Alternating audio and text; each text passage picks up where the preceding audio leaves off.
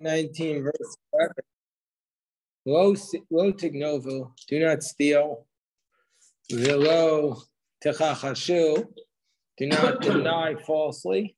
Lo teshakro ish b'mito, no, nor shall you lie to your fellow man. So what does this mean? Do not steal, do not deny falsely, and do not lie one man to his fellow. What does this mean? Let's look at Rashi. Lo tignovu, Rashi says. Okay, Rashi. Hello, Mordechai and Aviva, and we're studying today. Zecher Nishmas, Chayv Chaim ben Aviva V'Level. So, the Rashi says, Lo tignovu azhara. This is a warning. L'gonei mamon, not to steal money. Avalo tignov, but Rashi's commenting, it already says don't steal. Where does it say don't steal? In the Ten Commandments. Remember, it says don't steal. So there, Rashi tells us, Lo tignov shabaseres adibros, azhara l'gonei nefashos. This is in the Ten Commandments, when it says don't steal, it means don't kidnap. Here, when it says don't steal money.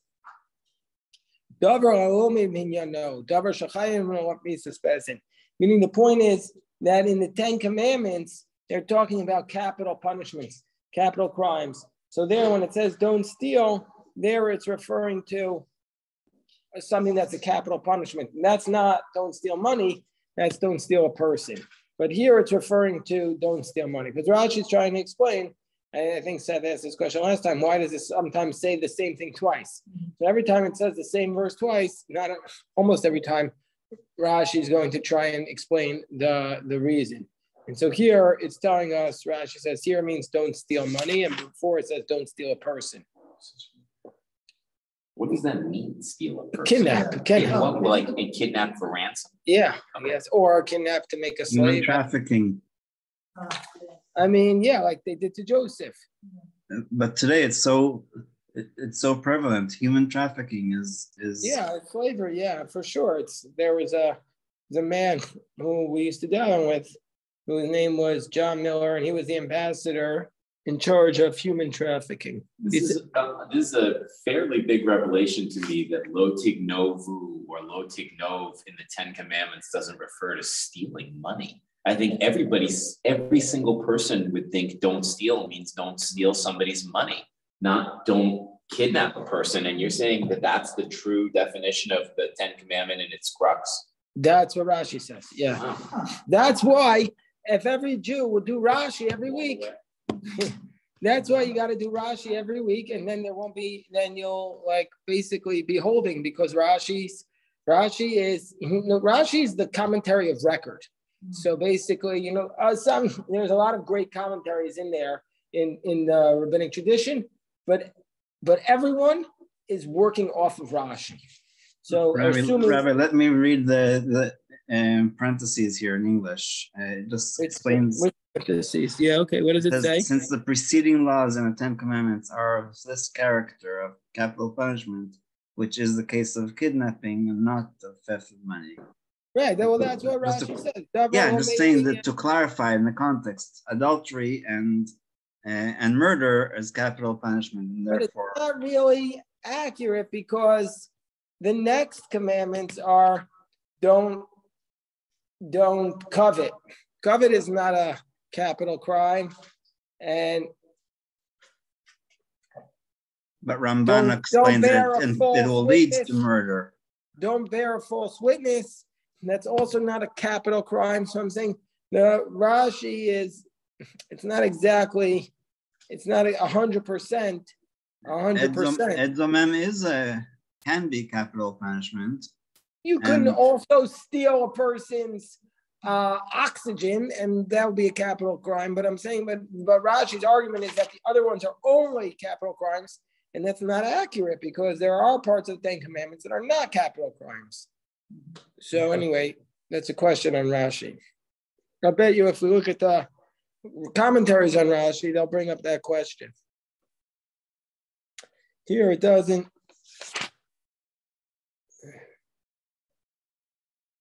Here, Rashi, the Exodus made the same point in 2013. Okay. Lo techachashu means you shall not deny falsely. What is that a prohibition of? Because it says v'chicheshpa, and he denied it, v'gomer, etc. So earlier it says this idea of denying. That means mishalem keren v'chomesh, that he pays the principal plus a fifth.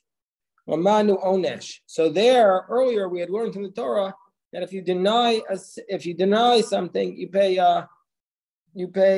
the principal plus 1/5.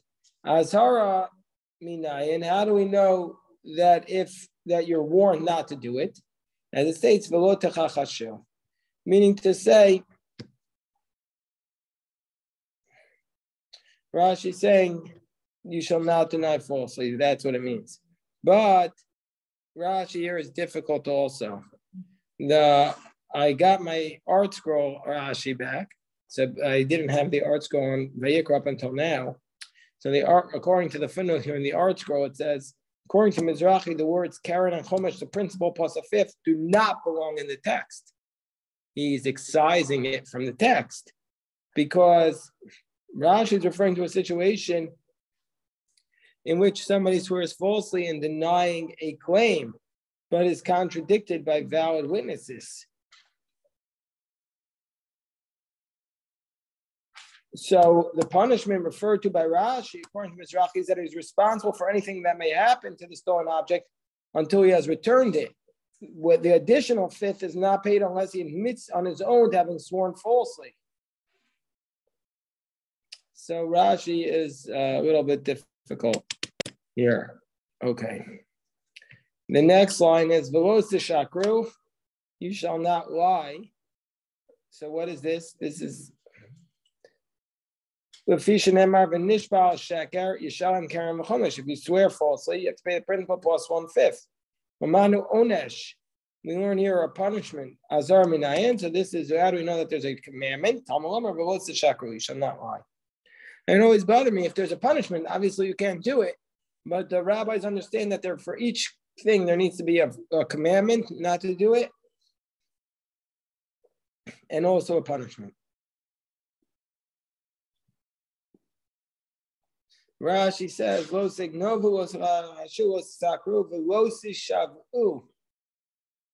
You shall not swear falsely. Im ganavta sofcha l'chachesh sofcha l'shaker sofcha l'shav sheker. If you stole something, in the end you'll deny it. Then in the end you'll swear falsely. In the end you'll lie, and then in the end you'll swear falsely. You'll lead. All these verses will lead to each other. Do not swear falsely by my name. You'll desecrate Hashem, your God. Rashi says, why does it state this? Because it says, do not swear falsely. I might think you're not going to be liable. So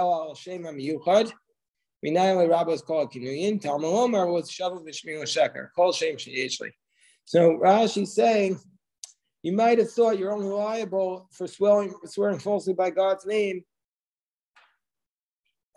if you swear by the special name of God.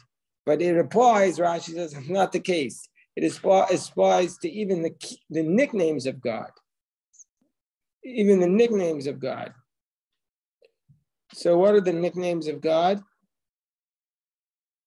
So these are words that are not, these are names of God that are not the tetragrammaton. We never actually pronounce the actual name of God today. No, you're not supposed to, even when we pray. So every name that we use to refer to God is really a nickname of God. Well, we're not 100% sure how it's pronounced, but we do have the vowels for it. Yeah. Are you allowed to pronounce it in your head? In your head? I never thought of that question. Like when you're davening your Shemona Esrei or whatever, your thoughts, or you're praying to Hashem, in your own. No, I understand. So I, generally speaking,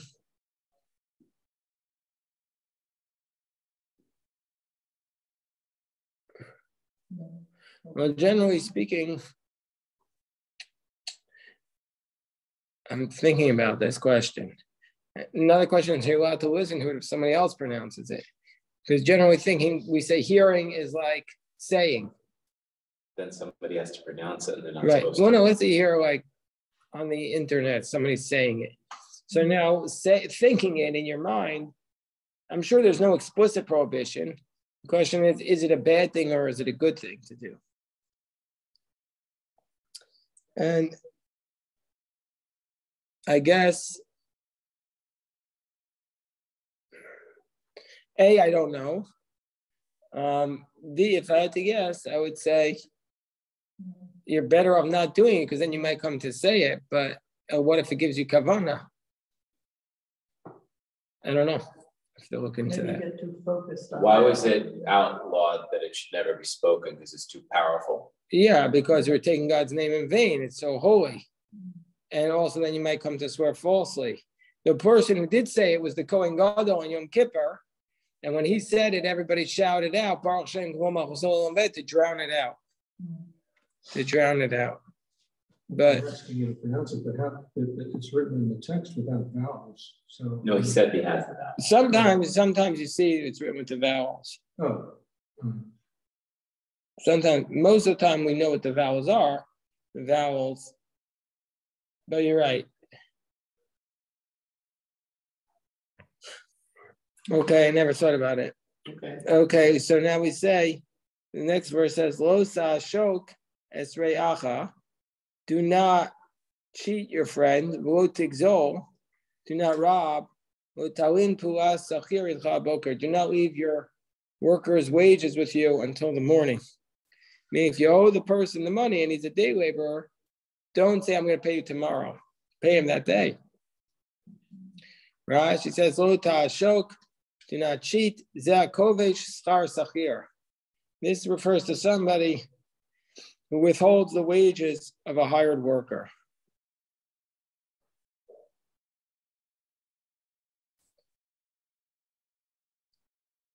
Lo tawin.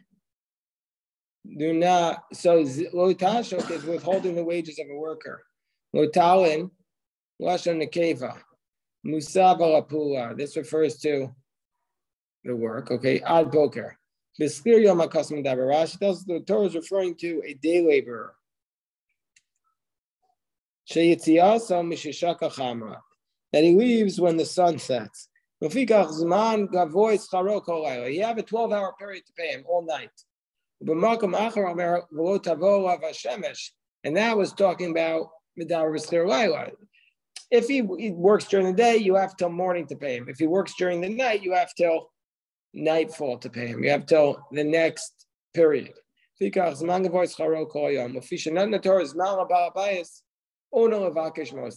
an ona. An ona is like a 12-hour period, but really it's the amount, like a day is split up between morning and night. If he worked a day and night, and if he works for you a day, you have the night. If you work during the night, you have the day to collect the money and pay him. So this is a real prohibition. So if your contractor does work for you, you have to pay him. But if it's the known, like if you have an agreement that I'm going to pay you at the end of the week, well, then you're not being late with the payment. It's whatever is the accepted market practice for that activity. So they were talking about day laborers. You have to pay them every day. But if your contractor says you pay me every Friday, then you pay him on Friday. Or Does this apply also to non-Jews? Why wouldn't it? Why wouldn't it apply? Because it's all in the context of V'yaretem Elokecha. So maybe it's just, And because it says do not steal from your friend, and maybe that you're saying that the idolater is not considered your friend. Well, first of all, for sure it applies to people just like you have the law for Jews, for sure today you would have the law for non-Jews, because we say today, if you're going to cheat and be dishonest with non-Jews, that's going to cause tremendous, tremendous animosity in the world, and that's a tremendous sin. So for sure today it applies. The question is, if it wasn't be for that law, would it apply? And that's a question. It's another question I need to look into, because we know that when it comes to the goring ox, there's a different set of laws between the Jews and the idolaters. Question is, in this case, would it be a separate set of laws? Okay. The next law states, Lo sekalel cheresh, do not curse a deaf person. Eliel cheresh, I only know you can't curse a deaf person. Minayin l'rabos kol adam. How do I know that you can't curse anyone? Okay, there's an explicit prohibition against cursing a deaf man. By the way, why can't you curse a deaf person? What's so bad about cursing a deaf person? They don't even hear. Well, maybe that's why he can't respond or he can't stand up for his. What's it? No. Now, I understand why you don't put a stumbling block for a blind person, because that's going to cause them to trip. But how's a deaf person being harmed by your curse?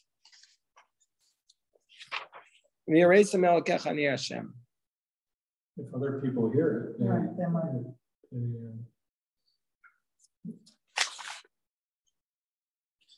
Well, Steinsaltz says to highlight the act itself is not okay. Like, even when the target of the person can't hear it, that it's still not okay to do that, and it's highlighting that. What you're doing is terrible.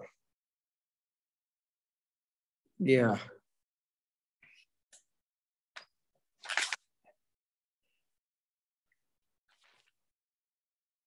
So the curse, as mentioned in the Bible, is not merely expression of ill will from one to another, but also involves statement of belittlement or mockery. this is what Viva's son spent his life working on, making sure that the children were not bullied. So here we see, I only know about a deaf mute. Now Rabbis call him, you can't curse anyone. There's the verse, you should not curse anyone amongst your people. Now, really the pasuk says, in Cain, if that's the case, so why did it say a deaf person? So you're allowed to ironically curse the dead person. So I always find this ironic. A lot of people said, I don't want to speak ill of the dead, but then they'll go and speak ill of the living. So it's a biblical prohibition to speak ill of the living. Speaking of the dead is not nice, but it's not a biblical prohibition. But a lot of people said, a lot of people say that. You ever hear the expression, I don't want to speak ill of the dead. But of the living, they don't mind. Because they can't fight, it's like having a one-way on the other hand, I understand that. But you can't hurt a dead person. The person is dead. Yeah. Right. Okay, fine. I'm just saying, it's not a good thing to speak ill of the dead, but from the Torah's perspective, it's much worse to speak ill of the living. I also heard from Moshe Feinstein the same thing. A lot of people said, one person once gave to Moshe's yeshiva, they gave chai dollars. I told you this? No. Oh, he said he gave chai dollars. Because why? Because the gematria of chai is 18. So Moshe Feinstein said, you're better off giving maves. Gematria of maves is 446. Says, don't give me your chai, give me your maves. That's what. Remember that. No. Anyway, it says, what does it mean before a blind person don't place a stumbling block? Before somebody who's blind about something specific, don't give him advice. Don't give a person bad advice. Don't say, sell your field and take for yourself a donkey. And thereby you twist him to your advantage. And take the field from him. Meaning to say, Don't convince him to sell his field to you for a donkey when you know it's a bad deal and you just want to buy his field.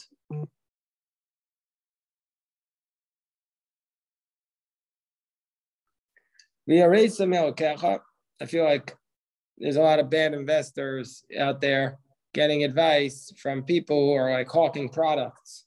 This is it. Like, how many people were hawking cryptocurrency and people lost so much money as a consequence, right? I like how Steinsaltz says that it's anyone who lacks knowledge in any field. It's the same principle as somebody that's blind and that literally can't see it. That you're as blind as you can be. Like if you need mortgage help and you're blind and you trust in me, it's like taking advantage of a blind person. Yeah. In that way. Exactly. And that's beautiful because it's not just, you think about somebody that's physically and actually blind, but it's way more than that. For sure. That's so many are blind to so much.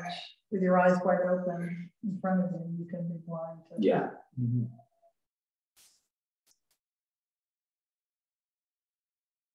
Get blind with rage. That's, so you see things outside of. Yeah.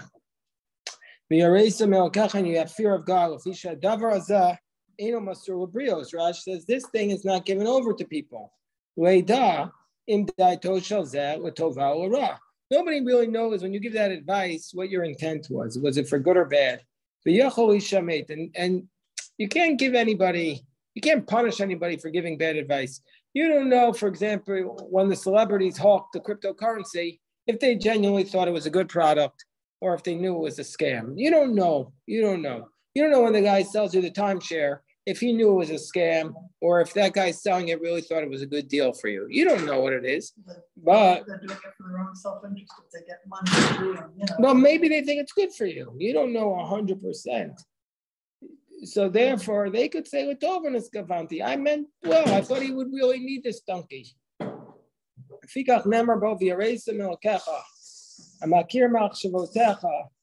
So therefore, it says you should fear Hashem your God because He knows your thoughts. So to everything which was put into the heart of the man who does it. Nobody else knows what the truth is. It states, you shall fear your God. One more pasuk. Do not do wrong in justice. Don't favor a poor man. And don't honor a great man. With righteousness you shall judge your people. Rashi says, do not do injustice, judgment. A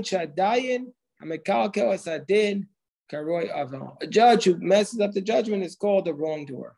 Sonoi, hateful, meshukatz, repulsive, cherem, banned, toeva, an abomination, she'avel, karoi te'eva. Something does wrong is called an abomination. Rashi gives examples of all these things.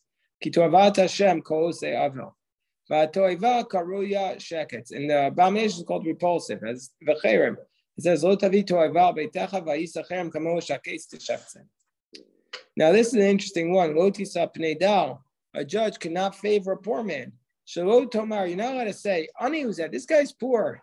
The wealthy man anyway has to give him charity. I'll make him found righteous. Okay, don't say, you're not allowed to say, listen, the poor man needs the money, the rich man can give it to him. What's the big deal? I'll just switch it around. No, you're not allowed to say that. I've actually seen judges do that. Because they think, why should the poor man be hurt? Poor man's a more sympathetic figure. Do not honor a great man. Who's that? You can't say, well, this person is great. How can I embarrass him? Because I'll see his humiliation. Onishesh bedavar. It says you're not allowed to honor a great man. B'tzedek tishbod amisecha, judge your people with tzedek, judge your fellow with righteousness. Kamash ma'od davar achar, have a danes chavercha lekapskos, give everybody the benefit of the doubt. So the first explanation is that the judge should be fair in judging the case. But the second explanation is each one of us, when we're judging our friends, be honest, give our friends the benefit of the doubt. Give them all the benefit of the doubt. We'll stop here. Okay.